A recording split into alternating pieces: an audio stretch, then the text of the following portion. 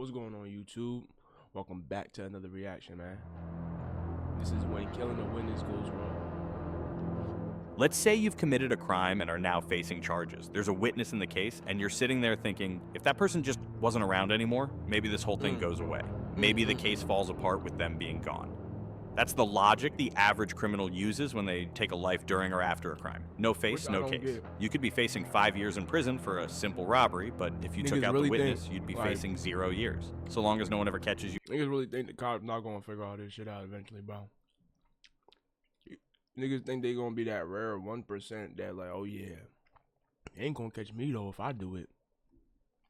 For it, because then you're facing life. Obviously, most times killing someone goes the other way. Sometimes you kill the witness and it doesn't help you at all, it just makes everything 10 times worse. And soon enough you realize way too late that you just destroyed your own life for absolutely nothing. Well, a carjacker from Detroit learned this lesson the hard way in the fall of 2018 when he tried to get his theft case dropped, only to destroy everything in the process. His business, his life, his friend's life, and even his relationship with his girl, all gone over a poorly made decision that took less than a week to make. This is what I be saying, bro. Like carjackings, armed robbery, bro. Like, come on, my nigga. Like, apparently you can go from 0 to a complete site in just a single prompt with Wix Harmony. I don't know if this is going to be possible. Starkeisha Thompson was 33 years old, living in Detroit with her teenage son. She worked, stayed out of trouble, and minded her business. But in September 2018, she became a victim of something she had nothing to do with. It was September 7th at around 9 at night. Starkeisha and her boyfriend pulled into a BP gas station on North Harper Avenue in Harper Woods to get gas. They were in a nice 2018 Dodge Charger, but someone was eyeing their car. A guy walked up to the driver's side, pulled out a gun, and told them both to get out. Then he just got in the Charger and drove off with it. The guy's name was Kenneth Dixon. He was 26 years old from Warren, about 20 minutes north of Detroit. Harper Woods police spotted the stolen Charger later that night cruising around on Detroit's east side. When they tried to pull him over, Dixon bailed out and tried to run. They caught him after a short foot chase. He got arrested and hit with 15 felony charges, including carjacking, 2 counts of armed robbery, receiving stolen felonies, God, property, and resisting police. They gave this goofy the whole ass package. The judge wasn't playing around either. He denied bond completely and kept Dixon locked up in Wayne County Jail. Turns out Dixon already had a criminal history. He'd done time for armed robbery before and had only gotten out of prison earlier that same year, so he'd been free for maybe a few months before he was... Nigga, you was free for like 3 months and you went right back to carjacking? Bro. Right back in a cell, this time facing way more serious charges. Now here's the thing, a lot of people have mixed opinions regarding going to court in cases like a carjacking. You file the police report, sure, you of course tell the cops what happened, but actually going to court, sitting in front of the defendant and testifying against them in person is a whole different level of involvement. A lot of people would just say, nah, I'm good, and try to stay as far away from the whole situation as possible. But Starkeisha wasn't like that. She decided she was going to do the right thing and show up to testify. On October 3rd, 2018... I think I've seen this. I think I've seen this story somewhere, bro. Her face looked familiar now. Like this picture specifically. I feel like I've seen this story somewhere, bro. She decided she was going to do the right thing and show up to testify. I'm not sure. On October 3rd, 2018, Starkeisha showed up to Dixon's preliminary examination at the courthouse and told the court exactly what happened that night. She identified Dixon as the guy who carjacked them. She walked the prosecutor through the whole incident step by step, pulling into the gas station, the gun being pulled, being forced out of her car, and watching him drive away in it. But while all this was going on, Dixon wasn't just sitting there listening to testimony. He was paying attention to everything in those court documents. And somehow during this whole court process, he managed to get access to Starkeisha's home address. It was right there in the paperwork. Victim information is supposed to be redacted and protected, so nigga, the court? Yo, y'all, I'm suing you. I'm suing you. Cause why the fuck? This is the shit that they say. Oh yeah, all your shit is supposed to be protected. Yada yada yada. You know that whole shit for when you come to testify. Are we dead ass? Defendants can't find out where witnesses live, but Dixon got it anyway due to a failure of the court. Regardless of however the info got in there, now he knew exactly where she lived.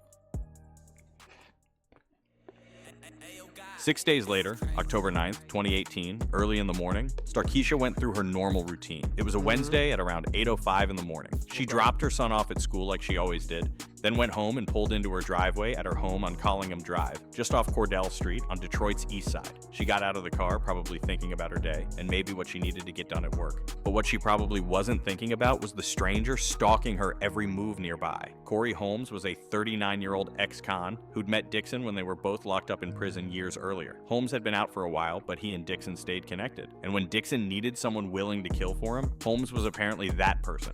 He'd been sitting there waiting for Starkeisha to come home. The moment she stepped out of Holmes, you a lame ass nigga. her car, he walked right up to her in her own driveway and started shooting. Corey shot her an alarming 12 times, hitting her in the head and body. Witnesses later said they heard the gunfire echoing through the neighborhood that morning. You know there's gonna be a party of like now they know she has no ops, she has no enemies, she has nothing going on. Who the fuck just gonna come up to her shit and hit her 12 times? Starkeisha didn't have a chance to run or defend herself. She died right there on the pavement, just a few steps from... Didn't have a chance to run or defend her. Gunfire echoing through the neighborhood that morning. Starkeisha didn't have a chance to run or defend herself. She died right there on the pavement, just a few steps from her front door. Her neighbors called 911, but by the time police and paramedics arrived, she was gone. Starkeisha's father, Curtis, was absolutely destroyed. He showed up to the crime scene that morning and told reporters that the police had pressured his daughter to testify against Dixon. Quote, "She didn't want to testify because these guys were violent," he said. "They carjacked her with a gun." He felt like the system had put his daughter in danger and then failed to protect her. The whole thing was so overwhelming. Standing there on the other side of the police tape, watching investigators examine the spot where his daughter had just been murdered, that he literally collapsed. His heart couldn't take it. Detroit Police Chaplain Cedric Wyckoff had to rush over and resuscitate him right there at the scene. Later, Detroit Police Chief James Craig held a press conference and revealed something important. Before Starkeisha even testified, Dixon and his people had tried to pay her off. They'd reached out and offered her money to stay quiet and not show up to court. She refused multiple times. She wasn't doing it for money or recognition or anything like that. She just thought it was the right thing to do to put the man who robbed her behind bars and prevent him from robbing others.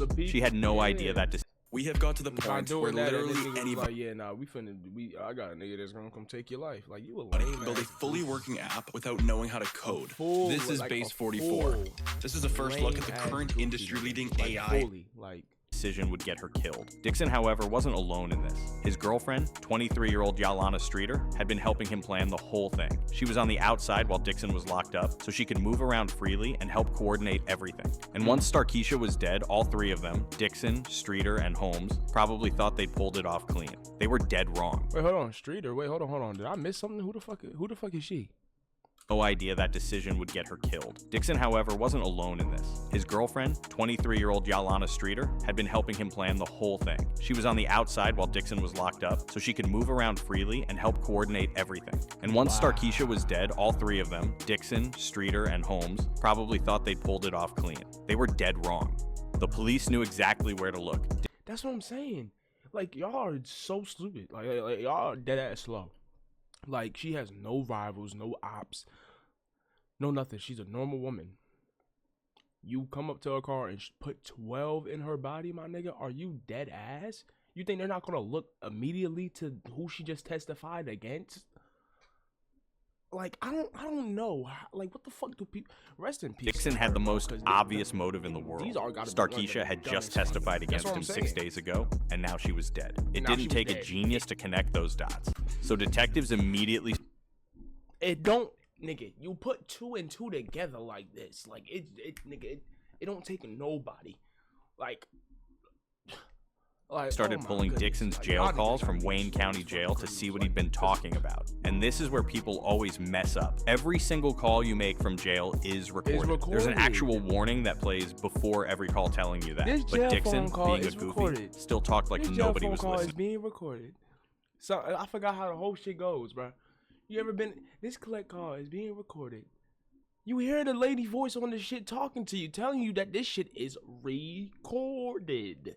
and niggas is still going up in there talking. Dixon, Streeter, and Holmes had been on the phone discussing everything. They talked about Starkeisha by name, discussed how to make sure she couldn't testify, and planned out what needed to happen and who was going to do it. Dixon coordinated everything from his jail cell, Streeter helped set things up on the outside, and Holmes was the one willing to actually pull the trigger. These goofies basically handed the prosecutors their entire case on a silver fucking platter. On October 17th, 2018, just 8 days after the murder, Detroit police arrested Streeter and Holmes. 2 days later, on October 19th, the Wayne County prosecutor charged all three of them, Dixon, Streeter, and Holmes, with first-degree murder, conspiracy to commit first-degree murder, witness intimidation, and retaliating against a witness. Holmes got hit with extra charges for being a felon with a gun. In December 2018, Streeter did something straight out of a Tubi series. She was looking at life in prison, so she took a deal. She pleaded guilty to second-degree murder and agreed to testify against Dixon and Holmes as a witness, doing the very thing that had gotten them in this ridiculous mess in the first place. In exchange, she'd get 11 to 25 years. So you're willing to take this girl's life, but as soon as your life is on the line again, put in the prison, you hitting the rat stage now. Now you talking. Now you testifying. The same shit that they just tried to kill a female, y'all just got together and killed.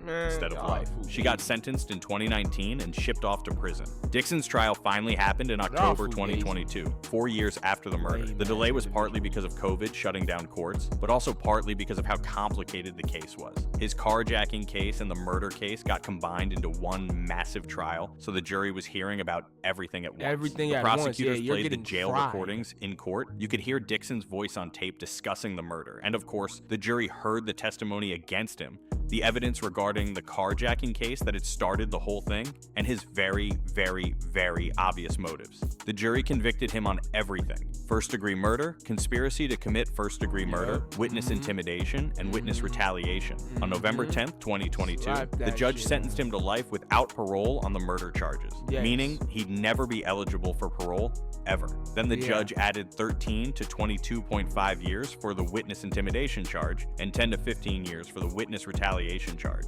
Those sentences were concurrent, meaning they'd run at the same time as the life sentence. He also got convicted for the original carjacking and got another 29 to 50 years for that. It didn't matter though. Life without parole means life without parole. Dixon was never getting out. He'd die in prison.